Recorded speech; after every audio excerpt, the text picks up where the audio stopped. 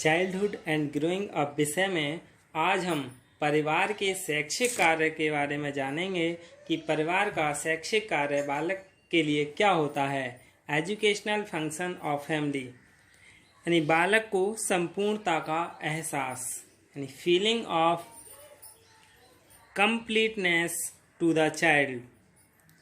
इस अवधि में यानी जब बालक होता है तब उस अवधि में बच्चे का घर ही संपूर्ण सामाजिक वातावरण है। घर में ही बच्चा बोलना, खाना, कपड़े पहनना तथा परिवार के सदस्यों की नकल करके बहुत सी अच्छी आदतों को सीखता है। इसी माहौल में बच्चे का संपूर्ण व्यक्तित्व विकसित होता है और बढ़ता है। यदि एक संतुलित व्यक्तित्व का विकास शिक्षा की एक अच्छी पद्धति का उद्देश्य है तो घर भी शिक्षा का सर्वाधिक प्रभावशाली अभिकरण है। यानी घर बच्चे को आत्मीयता का एहसास कराता है, जहां उसे संपूर्णता मिलती है। जो बालक इधर उधर अपना जीवन व्यतीत करते हैं उनका व्यक्तित्व दूसरों को अधूरा सा व खंडित सा प्रतीत होता है। यहाँ तक कि अपने स्वयं के घर में रहने से तथा किराए पर रहने से भी व्यक्तित्व की पृष्ठभूमि तैयार होती है। दूसरा है बालक की शिक्षा की सर्वोच्च प्राथमिकता यानी जो परिवार है उसकी जिम्मेदारी होती है बालक की शिक्षा की। तो सबसे पहली प्राथमिकता क्या है? शिक्षा है यानी educational of the child top priority of family. प्रत्येक समाज में परिवार से कुछ दायित्वों को निभाने की अपेक्षा की जाती है। आशा की जाती है कि माता पिता अपनी संतानों का भली भांति पालन पोषण करेंगे और उनकी शिक्षा दीक्षा की व्यवस्था करेंगे, क्योंकि बालक की ही आगे चलकर समाज और राष्ट्र के कर्णधार होते हैं। परिवार से यह भी आशा की जाती है, उम्मीद की जाती है कि बालक की सुरक्षा तथा सभी सदस्यों की भलाई का ध्यान रखेगा। कुटुंब यानी परिवार को एक अनौपचारिक स्कूल कहा गया है। इसके अतिरिक्त परिवार सामाजिक वैधानिक दृष्टि से इकाई के रूप में भी प्रतिष्ठित माना गया है, यानी एक यूनिट बना करके रहने वाली माना गया है। परिवार एक संस्था भी है जिसमें अपनी परंपराओं, रीति रिवाज आदि का विकास कर उन्हें आने वाली पीढ़ियों को भी दिया जाता है। परिवार के सदस्यों के कर्तव्यों को भी बांटा गया है। परिवार का जो मुखिया होता है वो पिता होता है, घर का कार्य चलाने के लिए धन का उपार्जन करता है। माता परिवार के सदस्यों के भोजन तथा घरेलू कार्यों का संपादन करती है। इसी प्रकार छोटे मोटे बाहरी और घरेलू कार्य परिवार के अन्य सदस्य करते हैं। परिवार के सदस्यों को अपने दायित्व निभाना जरूरी होता है। फिर है संवेगात्मक भावना का विकास, डेवलपमेंट ऑफ इमोशनल फीलिंग। यानी परिवार में बच्चे की भावना के कारण परिवार का प्रत्येक सदस्य एक दूसरे से बंधा रहता है और अपने को सुरक्षित अनुभव करता है। संवेगात्मक भावना के नष्ट होने पर परिवार छिन्न भिन्न हो जाता है। बालक को यह संवेगात्मक भावना परिवार में ही प्राप्त होती है। स्कूल में बालक को यह संवेगात्मक भावना उपलब्ध नहीं होती है, इसलिए वह अपने को स्कूल में उतना सुरक्षित नहीं पाता जितना वह अपने घर में सुरक्षित महसूस करता है। कभी कभी बालकों को परिवार में संवेगात्मक भावना नहीं मिलती। ऐसे परिवार के बालकों के व्यक्तित्व में अधिकांशतः स्थायी चारित्रिक दोष पैदा हो जाते हैं। प्रत्येक बालक के जीवन में पारिवारिक वातावरण और क्रियाकलापों का प्रभाव जरूर पड़ता है, चाहे उस परिवार में संवेगात्मक एकता विद्यमान हो या न हो। अच्छे परिवार के बालकों में अच्छी आदतें और परंपराएं उत्पन्न होती हैं, लेकिन यदि परिवार में अच्छा वातावरण नहीं है तो बालक में अनेक दोष और बुराइयां उत्पन्न हो जाती हैं। अगला है व्यक्तित्व का निर्माण यानी पर्सनालिटी डेवलपमेंट। पारिवारिक वातावरण में ही बालक के व्यक्तित्व को प्रथम किरण निकलती है।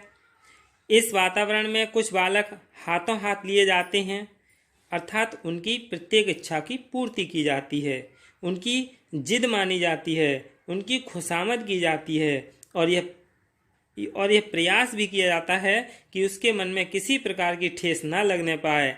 इसके विपरीत कुछ बालक ऐसे भी होते हैं जो जन्म से ही तिरस्कार और अवहेलना के कारण वातावरण में पलते हैं, लेकिन बालक इन उच्चतम तथा निकृष्टतम वातावरण के मध्य पलते हैं। ऐसे बालकों को हम सामान्य वातावरण में पले हुए कह सकते हैं कि इनकी समय समय पर परिस्थिति के अनुसार कुटुंब के अन्य सदस्य उपेक्षा करते हैं। अगला है सामाजिक व सांस्कृतिक विकास, सोशल एंड कल्चरल डेवलपमेंट। यानी जो परिवार है उसमें व्यावसायिक शिक्षा देने का कार्य नहीं करता है, क्योंकि अब व्यवसाय का चयन बालक पारंपरिक रूप में न करके अपनी रुचि और योग्यता के अनुसार करते हैं। व्यावसायिक शिक्षा अधिक विशिष्ट हो गई है, जिसकी शिक्षा परिवार देने में अक्षम है। यानी परिवार ऐसी व्यवस्था नहीं कर पाते हैं, फिर भी परिवार बच्चों के मन में विभिन्न कार्यों और व्यवसायों के प्रति उचित दृष्टिकोण का निर्माण करता है। श्रम के प्रति सकारात्मक रुझान, समय की पाबंदी, आय व्यय का सही हिसाब रखना, लगन के साथ कार्य करना जैसी आदतों का विकास परिवार ही करता है, जो व्यक्ति के व्यावसायिक जीवन में लाभ पहुंचाती हैं, भविष्य में उनका मार्गदर्शन करते हैं। साथ ही कुछ परिवारों में अभी भी अपने पैतृक व्यवसाय को अपनाने में रुचि देखने को मिलती है। इसीलिए बच्चे के लिए छोटे मोटे कार्य कराते रहने चाहिए। अगला है विद्यालय के लिए तैयारी, यानी प्रिपरेशन ऑफ स्कूल। आधुनिक युग में परिवार का अत्यंत महत्वपूर्ण कार्य है बच्चों को विद्यालय के लिए तैयार करना। जब बच्चा पूर्व प्राथमिक विद्यालय में प्रवेश लेता है तब वह विशिष्टता से, यानी अस्पष्टता, असमंजस्य, पराश्रता, भय और नासमझी की स्थिति में पैदा रहता है। परिवार धीरे धीरे बच्चे के मन में आशंकाओं को दूर करता है और विद्यालय के प्रति उसके मन में विश्वास उत्पन्न करता है और अनावश्यक तनावों से इनसे दूर होता है। परिवार बच्चे की सभी जरूरतें पूरी करता है, जैसे यूनिफॉर्म, पुस्तकें, स्टेशनरी, सभी चीज़ की पूर्ति करता है। बच्चों को समय पर विद्यालय भेजने का दायित्व, गृह का कार्य कराने का दायित्व, अभिभावकों की मीटिंग में उपस्थित होना, ये सभी कार्य परिवार के द्वारा ही संपन्न किए जाते हैं। क्या है आत्मविश्वास का विकास, in development of self confidence. चरित्र के अनेक अंगों को आत्मविश्वास का अपना महत्व है। आत्मविश्वास ऐसा गुण है जिसका प्रारंभ बचपन में होता है। यदि बालक के मन में ये गुण नहीं आए तो आगे चलकर बड़ी कठिनाई आती है। आत्मविश्वास सुरक्षा की भावना उत्पन्न करता है। सुरक्षा मिलनी चाहिए ताकि उसमें यह गुण उत्पन्न हो। परिवार में बालक को सुरक्षा नहीं मिलती है तो बालक असुरक्षित, यानी भविष्य में उसके अंदर आत्मविश्वास उत्पन्न नहीं होता है।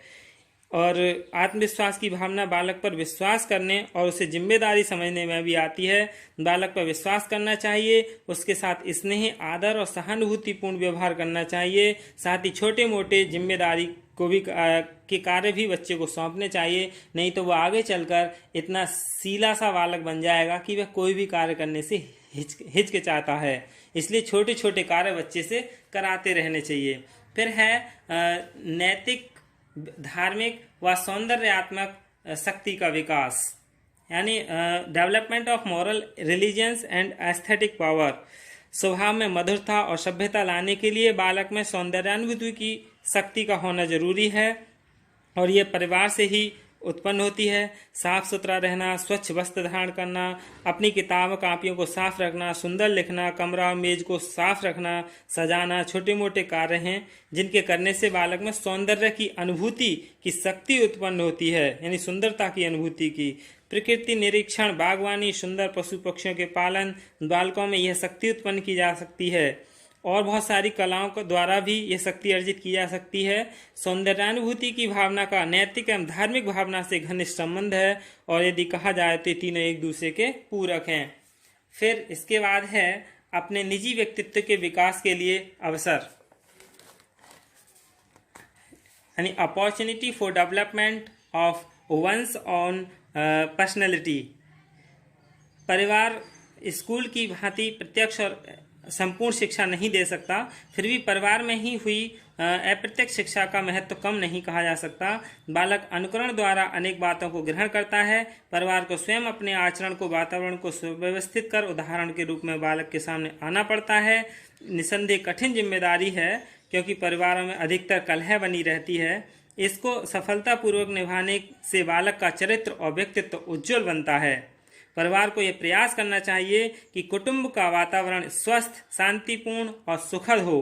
परिवार के सदस्यों को यह भी जानना होता है कि प्रत्येक बालक का अपना निजी व्यक्तित्व होता है, और यही क्या है परिवार के शैक्षिक कार्य हैं। धन्यवाद।